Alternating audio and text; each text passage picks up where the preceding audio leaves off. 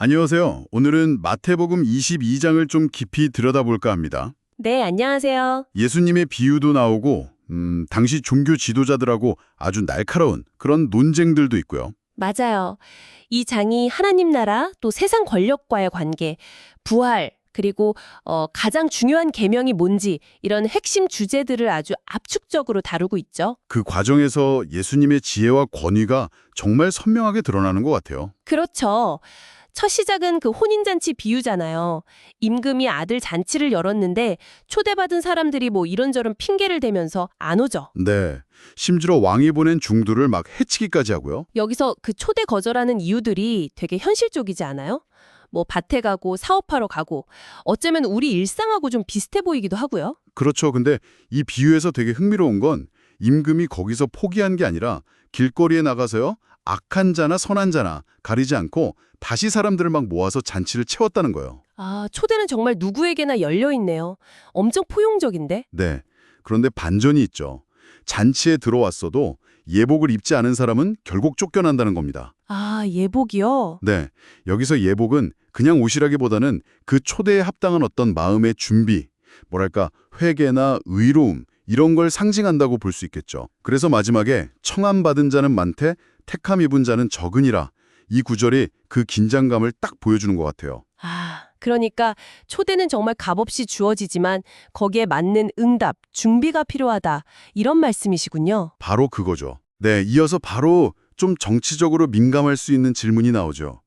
바리새인하고 헤롯 당원들이 같이 와서 예수님을 함정에 빠뜨리려고 합니다. 네, 이 두 그룹이 평소에는 사이가 별로 안 좋았을 텐데 이때는 힘을 합친 거죠. 질문이 이거잖아요. 가이사, 그러니까 로마 황제에게 세금을 바치는 것이 옳습니까? 아, 이거 진짜 당시 유대인들 그 반로마 감정 생각하면 엄청 아슬아슬한 질문이었겠어요. 맞아요. 어느 쪽으로 대답하든 문제가 될 수 있었죠. 세금 내라 이러면 민족 배신자처럼 보일 수 있고 내지 말라 그러면 로마에 반역한다고 고발당할 수 있고요. 그런데 예수님 대답이 정말 기가 막힙니다. 네. 데나리온 동전 가져오라고 하셔서 그 위에 있는 형상이랑 글씨가 누구 거냐고 물으시잖아요. 네, 가이사의 것이라고 하니까 가이사의 것은 가이사에게, 하나님의 것은 하나님께 바치라. 이렇게 딱 정리해 주시죠. 이야, 이게 세상 권세 영역하고 하나님의 영역을 명확히 구분하시면서도 또 각 영역에 대한 책임은 인정하라는 그런 기쁜 통찰 같아요. 그렇죠. 단순히 뭐 세금 내냐 마냐 이 문제를 넘어서 우리 삶에서 무엇이 세상 영역에 속하고 또 무엇이 하나님의 영역에 속하는지 이걸 계속 분별하면서 살라는 도전이기도 하고요. 아, 그 분별이 오늘 우리한테도 정말 중요한 지점인 것 같습니다. 네. 자, 다음 논쟁 상대는 사두개인들인데요.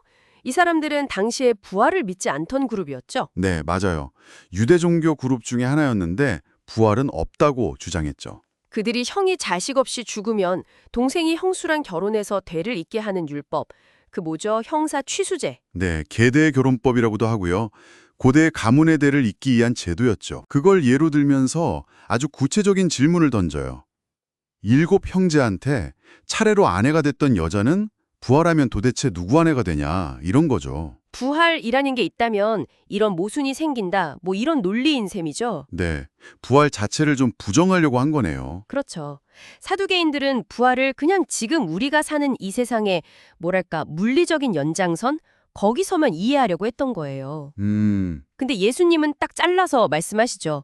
너희가 성경도 하나님의 능력도 알지 못해서 오해했다. 아, 성경도 하나님의 능력도 모른다. 네, 부활 후에는 시집가고 장가가는 그런 일이 없고 천사처럼 된다고 말씀하세요. 그리고 더 나아가서 하나님께서 모세한테 자신을 아브라함, 이삭, 야곱의 하나님이라고 하셨던 걸 인용하시면서 하나님은 죽은 자의 하나님이 아니요 살아있는 자의 하나님이라고 선언하십니다. 아, 이게 되게 중요한 포인트 같은데요. 네, 그러니까 부활은 단순히 그냥 육체가 다시 살아나는 차원이 아니라 하나님과의 영원한 관계 속에서 살아있는 상태, 그걸 말하는 거고 어쩌면 지금 우리가 하나님과 맺는 관계가 이미 그 영혼에 닿아 있다는 걸 보여주는 거죠. 와, 부활에 대한 관점 자체를 완전히 새롭게 하신 거네요. 그렇죠. 자, 사두개인들이 이제 할 말을 잃으니까 이번엔 또 한 율법사가 와서 핵심적인 질문을 딱 던집니다. 율법 조항이 엄청 많은데 어느 계명이 가장 큽니까? 네, 그때 예수님께서 구약율법 전체를 딱 두 가지로 요약해 주시죠. 첫째는 내 마음과 목숨과 뜻을 다해서 주 너의 하나님을 사랑하라. 네. 그리고 둘째는 내 이웃을 내 자신같이 사랑하라. 이거죠. 하나님 사랑, 이웃 사랑. 네. 그리고 이 두 계명이 온 율법과 선지자의 강령이다. 다시 말해 모든 율법과 가르침의 핵심이다. 이렇게 말씀하세요.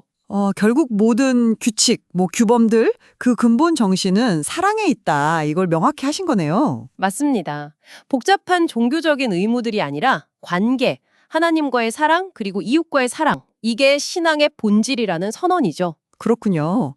자, 이제 마지막인데요. 이번에는 예수님께서 먼저 바리새인들에게 질문을 던지시면서 상황을 딱 주도하십니다. 네.